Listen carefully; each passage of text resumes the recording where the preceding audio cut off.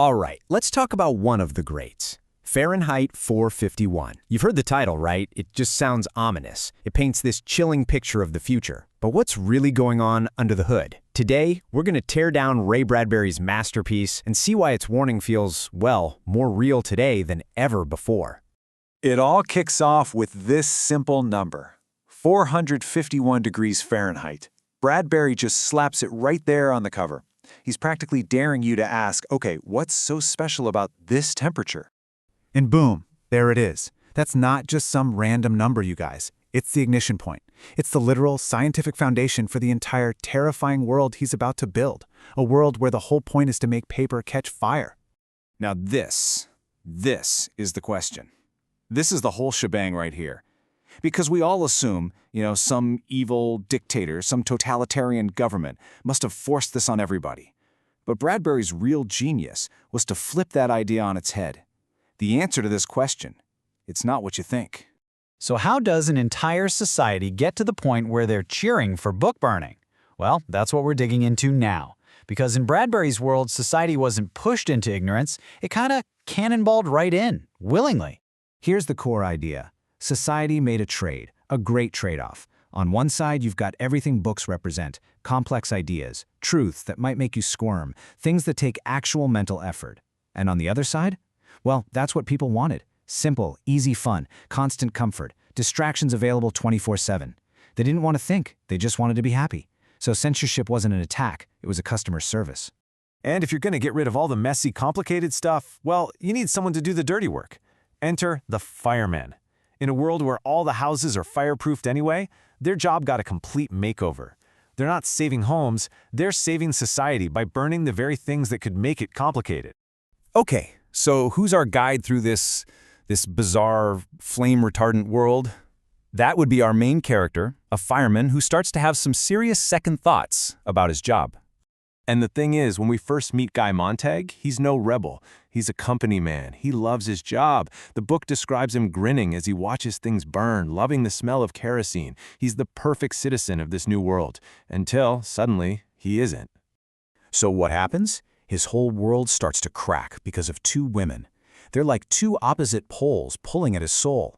First, there's Clarice, his young, quirky neighbor, who actually talks to people and asks him this one simple, world-shattering question. Are you happy? And then there's his wife, Mildred, who is completely zoned out, plugged into her giant TV parlor walls and her audio seashells. One makes him curious, the other shows him the empty void he's been living in. But this is the point of no return, the real gut punch. On a routine book-burning call, an old woman just refuses to leave her library. She stays, and she chooses to burn with her books. For Montag, this just breaks his brain. What could possibly be in those pages that's worth dying for? And just like that, his whole world is up in smoke. And that one question, what's worth dying for, it throws Montag headfirst into the novel's central conflict. It's not really about books. It's about the ideas inside them. Here's the argument for burning everything, and it comes from Montag's boss, the fire chief, Captain Beatty. He says a book is basically a weapon. It makes one person smarter than another, it makes people question things, it creates inequality and unhappiness. So for the good of everyone, for the sake of peace, you gotta burn the gun. It's a chillingly seductive argument.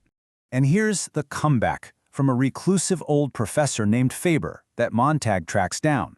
Faber says, yeah, books are complicated, but that's the whole point. They have texture. They don't give you the airbrushed Photoshop version of reality. They show you life, with all its pores and blemishes and imperfections. That's where real perspective comes from.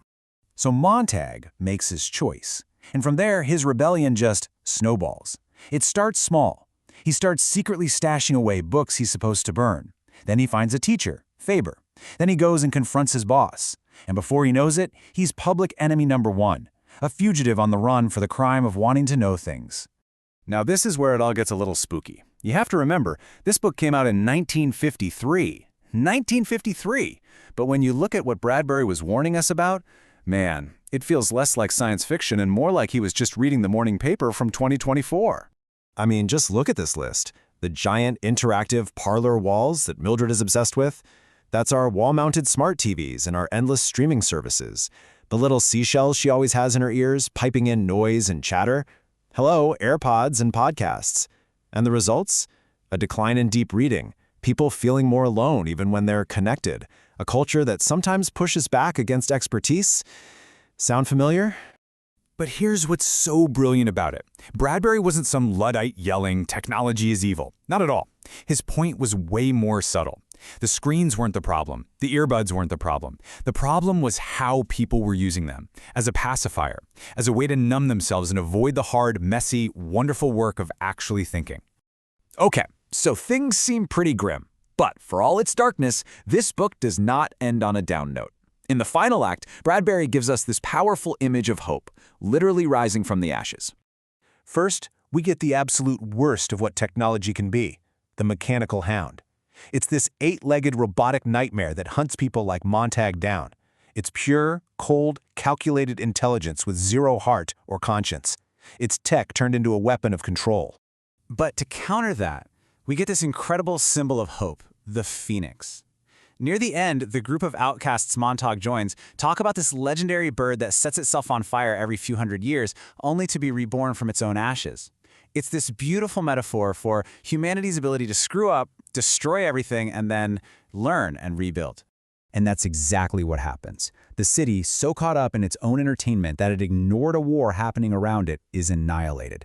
But outside the blast zone, Montag and his new friends survive. And here's the beautiful part. They are the books. Each one of them has memorized a great work of literature. The paper and ink are gone, but the knowledge, the stories, they live on inside people. Which brings it all back to us, right here, right now. Bradbury's great fear was a future where we had no information, no books. We're living in the exact opposite. We're drowning in information. Endless posts, videos, articles, all screaming for our attention. So the question the book leaves us with is maybe even tougher. In a world of endless noise, how do we decide what's actually important? What ideas are worth holding on to, worth defending, and worth remembering?